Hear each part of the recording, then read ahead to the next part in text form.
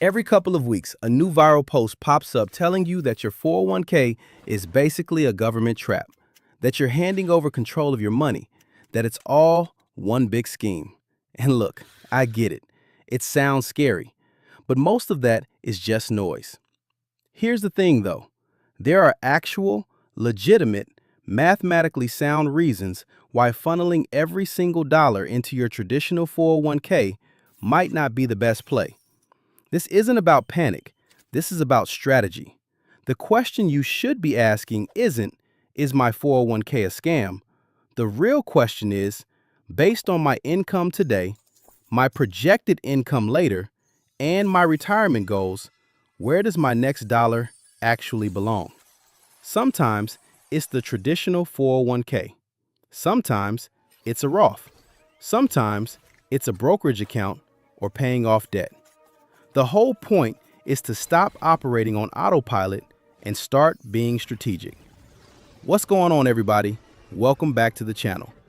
So let's talk about why this topic even needs a video. The issue with social media and financial advice is that the scary take always wins. Those 45-second clips where someone screams that the 401k is stealing your money get millions of views. But the thoughtful breakdown? That doesn't trend. So let me set the record straight. The 401k is one of the best wealth building tools available to working Americans. According to Fidelity, which oversees more than 45 million retirement accounts, more people have reached millionaire status through their employer-sponsored 401k than through any other account type. There are now over 400,000 people who've crossed the $1 million mark inside their 401k alone. And that number has been climbing year after year, even through downturns. For most people, the 401k isn't just part of the plan, it is the plan. But even the best tool in the toolbox can become the wrong tool in the wrong situation. Let's start with one that surprises a lot of people. If you're a disciplined saver with a growing income or a large traditional balance, every additional dollar going into that traditional 401k could be creating a bigger tax problem down the road. Required minimum distributions, or RMDs, kick in at age 73 right now and will soon move to 75. At that point, the IRS forces you to withdraw a calculated amount from your tax-deferred accounts every year, whether you need that money or not. And those withdrawals count as taxable income. Research from Morningstar and Vanguard consistently shows that high savers often end up paying more in taxes during retirement than expected. Your earned income might disappear, but your taxable income often doesn't. RMDs force money out on a schedule, and that stacks on top of Social Security benefits, which themselves become partially taxable. Add a pension or dividends, and it all piles up.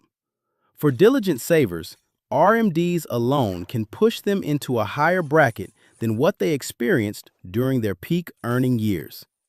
On top of that, Vanguard's modeling shows that portfolios in the $1 to $2 million range often compound faster than RMDs pull money out. So your balance keeps climbing, distributions get bigger, and your tax bill marches right along. This completely breaks that old saying about being in a lower bracket in retirement. There's also the problem of tax bracket compression in retirement. When you're working, you have multiple levers to manage your taxable income: deductions, contributions, timing of bonuses. But in retirement, your income sources narrow and your flexibility shrinks. Social Security taxation thresholds haven't been adjusted for inflation in decades. Medicare IRMAA surcharges create harsh cliffs where a small income bump triggers significantly higher premiums. Capital gains layer on top of ordinary income. RMDs sit above all of it. When you hit these thresholds, your effective tax rate can actually exceed whatever bracket the IRS officially publishes. And then there's the fact that the tax code rewards diversification, not concentration. A 4 to 6% withdrawal on a large traditional balance can easily push retirees into the 22, 24, or even 32% bracket, especially if pension income is in the picture. Meanwhile, Roth accounts, brokerage accounts, and HSAs don't come with forced taxable withdrawals. This is exactly why researchers push for tax diversification. It's not about having more accounts for the sake of it. It's about giving yourself the flexibility so your withdrawals work with the tax system instead of against it. So yes, if the math shows your future RMDs could push you higher, it may be time to redirect some dollars. Next, your tax bracket today versus tomorrow. This one matters if you're in your 20s, 30s, or early 40s. If you're early in your career with a lower income but strong projected growth, contributing to a traditional 401k might be the wrong move. You'd be taking a deduction in one of the lowest brackets you'll ever be in, only to pay taxes later when you're in a higher one. Research from the National Bureau of Economic Research shows that when income grows even 1 to 3% per year, Roth contributions tend to produce more after-tax wealth over a lifetime. Quick example. You start at $60,000 a year, growing at just 2%. You're in the 12 or 22% bracket early on. Fast forward 15 to 20 years, and that same person could be earning $140,000, sitting in the 24% bracket or higher. If you contributed to the traditional early, you got a break at 12 or 22%, but in retirement, those RMDs might be taxed at 24 or more. The TIAA Institute found similar results, that workers in the bottom 3 brackets early in their careers benefit the most from Roth contributions as income climbs. You're not stopping savings here.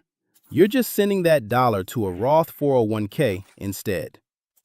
Here's one the internet never talks about because it's not dramatic enough. Sometimes you need access to your money more than you need a tax deferral. If you don't have an emergency fund, if you're carrying high interest debt, if you're saving for a home, or if one unexpected expense could derail everything, then locking up every available dollar in a 401k isn't optimal. Now let me be clear. If your employer offers a match, always contribute enough to capture the full match.